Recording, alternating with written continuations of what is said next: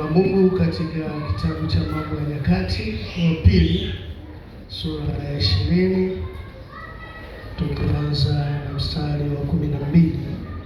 Neno la Mungu linasema, Mungu wetu, je, hutawahukumu? Maana sisi hatuna uwezo juu ya jamii kubwa hii wanaotujia juu yetu, wala hatujui tufanyeje, lakini macho yetu yatazama kwako. Wakasimama Yuda wote mbele za Bwana, pamoja na watoto wadogo, pamoja na wadogo wao na wake zao na watoto wao. Ndipo Yahazieli mwana wa Zekaria, mwana wa Benaya, mwana wa Yeli, mwana wa Matania, Mlawi wa wana wa Asafu, akajiliwa na roho ya Bwana katikati ya kusanyiko, akasema, sikieni Yuda wote, nanyi mkao Yerusalemu, na wewe mfalme Yehoshafati. Bwana awaambia hivi, msiogope wala msifadhaike kwa ajili ya jeshi kubwa hili, kwani vita si yenu, bali ni ya Mungu. Kesho shukeni juu yao, tazameni wanakwea kwa kupandia sisi, nanyi mtawapata penye mwisho wa bonde, mbele ya jangwa ya Yerueli. Hamtahitaji kupigana vita.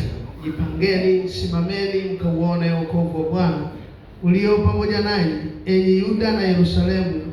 Msiogope wala msifadhaike. Kesho tokeni juu yao, kwa kuwa Bwana yu pamoja nanyi. Yehoshafati akainama kichwa kifulifuli, akaanguka mbele za Bwana. Yuda wote na wakao Yerusalemu wakamsujudia Bwana, na Walawi na wana wa Kohathi na wana wa Kolahi wakasimama ili wamsifu Bwana Mungu wa Israeli kwa sauti kuu sana. Wakaamka asubuhi na mapema, wakaenda nje katika jangwa la Tekoa, na walipokuwa wakitoka, Yehoshafati akasimama akasema, nisikieni enyi Yuda nanyi wenyeji wa Yerusalemu.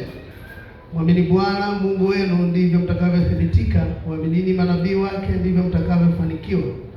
Naye akisha kufanya shauri na watu, akawaweka wale watakaomwimbia Bwana na kumsifu katika uzuri wa utakatifu, wakitoka mbele ya jeshi na kusema, mshukuruni Bwana, kwa maana fadhili zake ni za milele. Nao walipoanza kuimba na kusifu, Bwana akaweka waviziao juu ya wana wa Amoni na wa Moabu na wa mlima Seiri, waliokuja juu ya Yuda, nao wakapigwa. Bwana Yesu asifiwe. Kwanza nimpongeze ambaye alipata maono hasa ya slogan hii, my praise my miracle, kwa sababu waimbaji wengi kikawaida huwa wanajichukulia kawaida.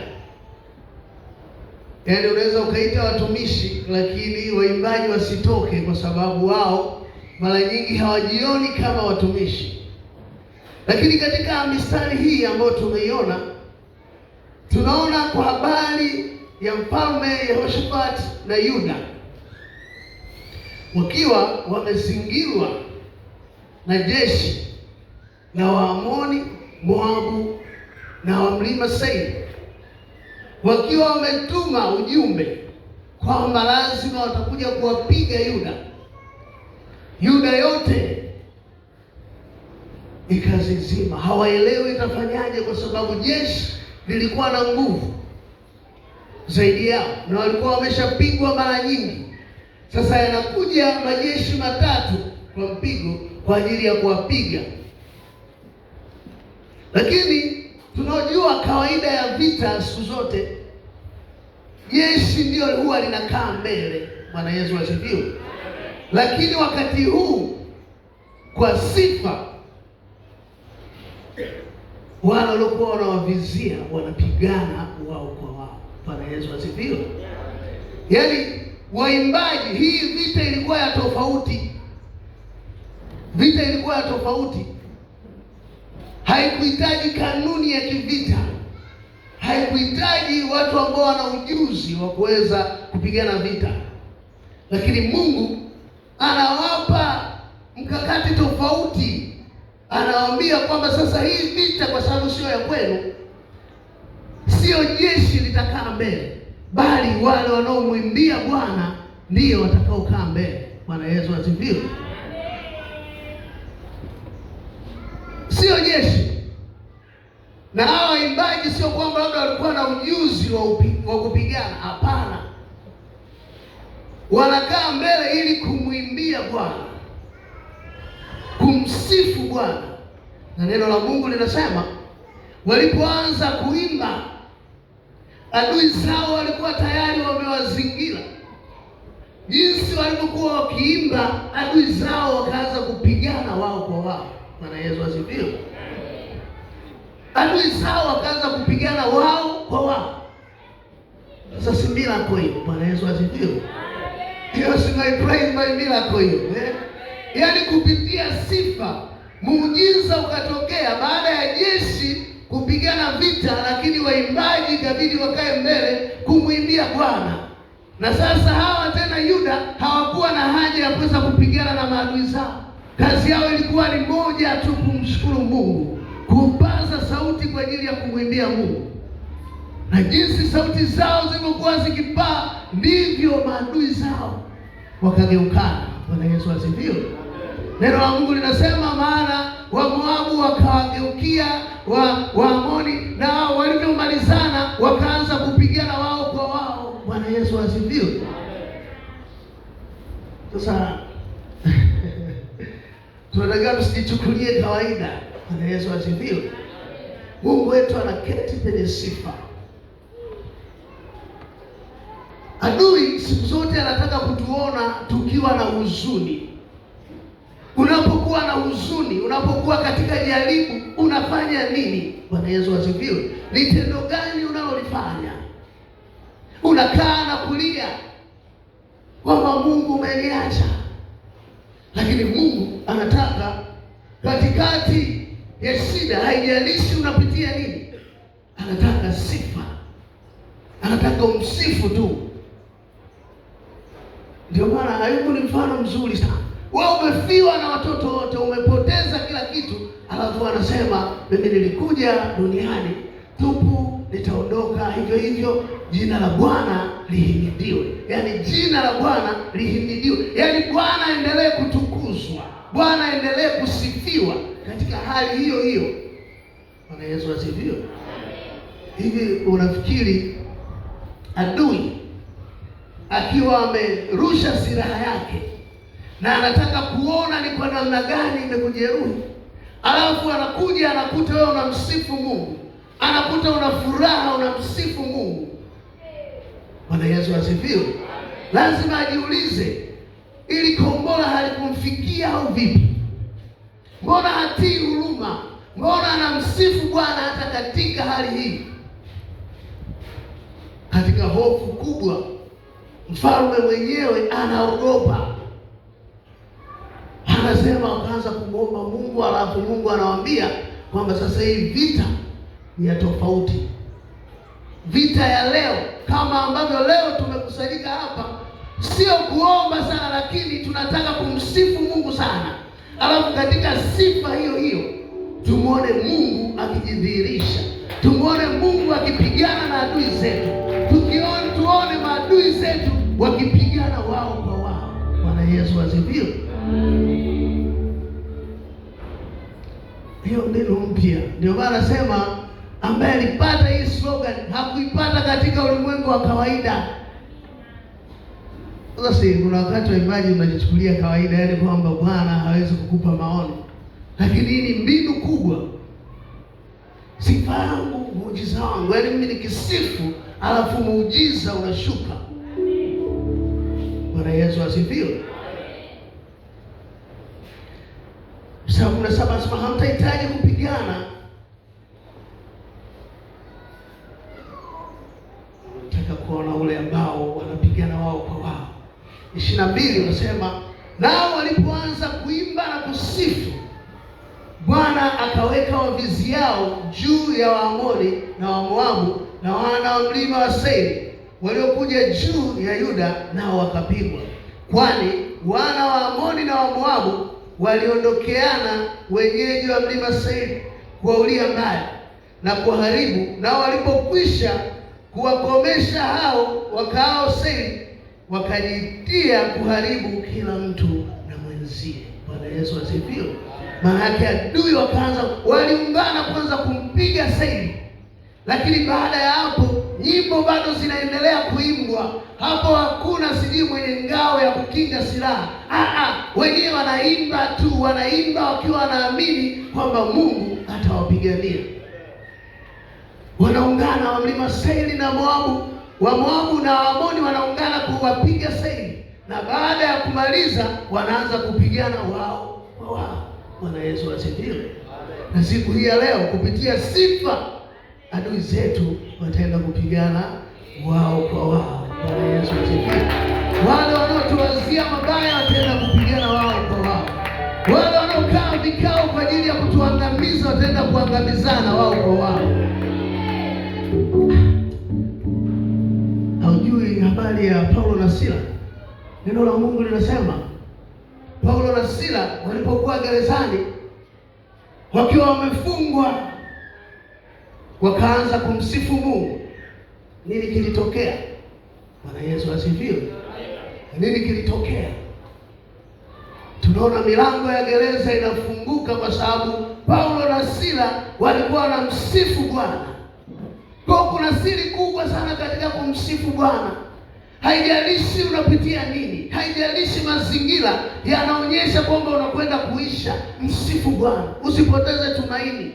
Maana unajua kumsifu Bwana, hauwezi kumsifu Bwana kama hauna tumaini.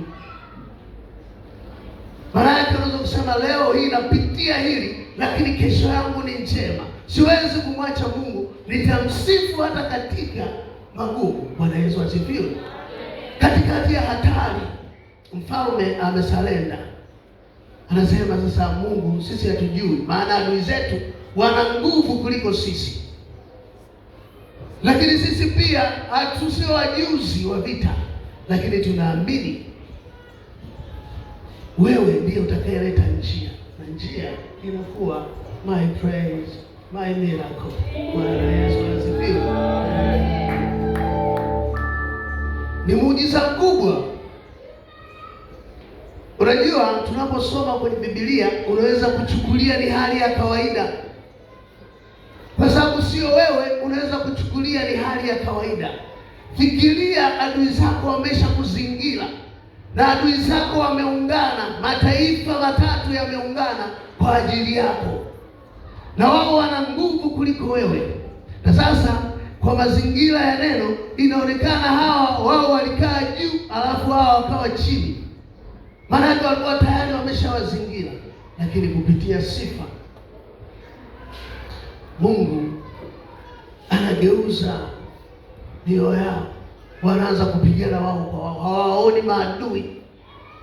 Ukimsifu Mungu, adui yako hawezi kukuona. Bwana Yesu asifiwe. Maana yeye anasema kila silaha itakayofanyika juu yako haitafanikiwa.